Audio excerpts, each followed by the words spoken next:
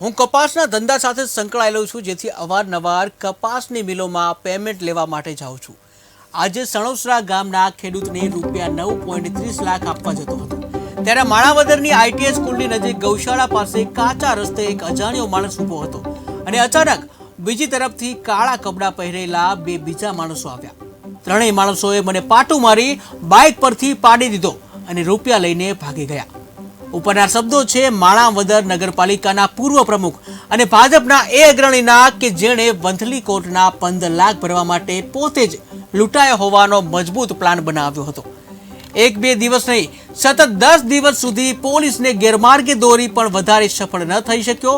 પોલીસે cross inquiry કરીને પૂછપરછ કરી તો આરોપી ભાંગી પડ્યો અને પોપટની જેમ પોલીસ આગળ હકીકતો વર્ણવી હતી અને 15 લાખનું દેવું ચૂકવવા યુક્તિપૂર્વક આ લૂંટનું કારસ્તાન રચ્યું હોવાનું પોલીસે જણાવ્યું છે.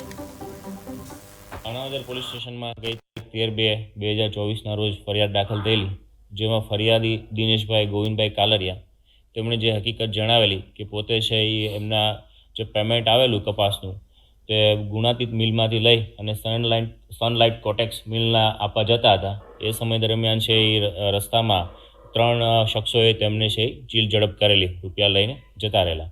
તો આ 9,30,000 રૂપિયાની છે એ આઈપીસીની કલમ 379 એ મુજબ છે માણાવદર પોલીસ સ્ટેશનમાં ફરિયાદ દાખલ થયેલી.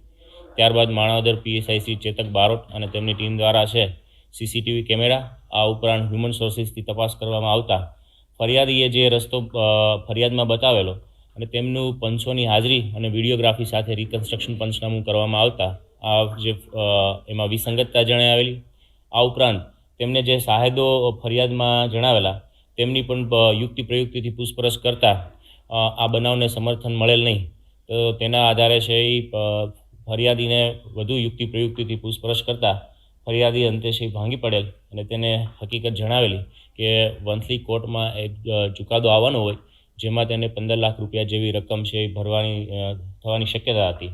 તો તેનાથી ગભરાય અને આ જે રૂપિયા જે મિલનું પેમેન્ટ હતું 9,30,000 એ આપવું ના પડે એટલા માટે પ્લાન બનાવેલો અને આ જે રકમ છે પોતાના ઘરે મૂકી અને ફરી છે એ આ જાંબુડા નાકાનો જે કાચો રસ્તો છે તે આવીને ઊભો રહી ગયેલો અને આ